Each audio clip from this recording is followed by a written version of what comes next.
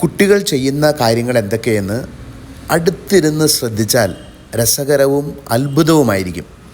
കുട്ടികളോടൊത്തുള്ള നമ്മുടെ അനുഭവങ്ങൾ വിലയിരുത്തിയാൽ ഈ അനുഭവങ്ങളിൽ നിന്ന് കുട്ടികളുടെ അടിസ്ഥാന സ്വഭാവം എന്തെന്ന് തിരിച്ചറിയാനാകും. ഇത് നമ്മുടെ ധാരണകളെ പലതിനെയും മാറ്റിമറിക്കും. കുട്ടികൾ കളിക്കുന്നവരാണ്, ആകാംക്ഷയോടെ കാര്യങ്ങൾ കാണുന്നവരാണ്, കടൽ പോലെ വിശാലമായ ഭാവനയും ചോദ്യങ്ങളും ഉള്ളവരാണ്, മാതാപിതാക്കന്മാരെ ഏറെ ആശ്രയിക്കുന്നവരാണ്, എന്ത് പ്രശ്നങ്ങൾ വന്നാലും പല വഴികളിലൂടെ പരിശ്രമങ്ങൾ തുടരുന്നവരാണ്. ഇങ്ങനെ ഒരുപാട് പറയാനുണ്ടാകും നമുക്ക്. ഇവയെ വളർത്തി എടുക്കേണ്ടതാണ്.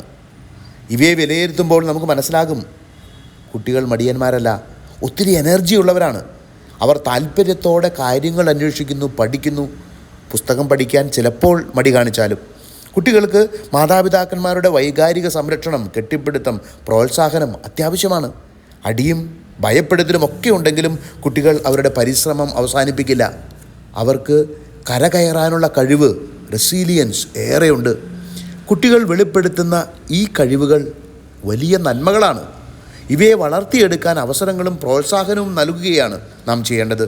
ഈ കഴിവുകൾ നിധികളാണ്, മിനുക്കി വളർത്തിയെടുക്കേണ്ട പുണ്യങ്ങൾ. കഠിനമായ സാഹചര്യങ്ങളെ അതിജീവിക്കാനും പഠിക്കാനും അന്വേഷിക്കാനും രസകരമായ കാര്യങ്ങളെ സമീപിക്കാനും സൗഹൃദത്തിനുമൊക്കെയുള്ള കഴിവുകളെ നന്നായി വളർത്തിയാൽ കുട്ടികൾ അപാരമായ വിജയം കൈവരിക്കും. ഇതിനു വേണ്ട ചിന്തയും ചർച്ചയും തയ്യാറെടുപ്പും നടത്തണം. ശാന്തമായും സൗമ്യമായും കുടുംബാന്തരീക്ഷത്തിൻ്റെ നന്മയിൽ ബുദ്ധിമുട്ടില്ലാതെ വളർത്താവുന്ന കാര്യങ്ങളാണ് ഇവ. മുതിർന്നവരുടെ പഠനങ്ങളിലേക്ക് ചുരുക്കപ്പെടാനുള്ളവരല്ല കുട്ടികൾ.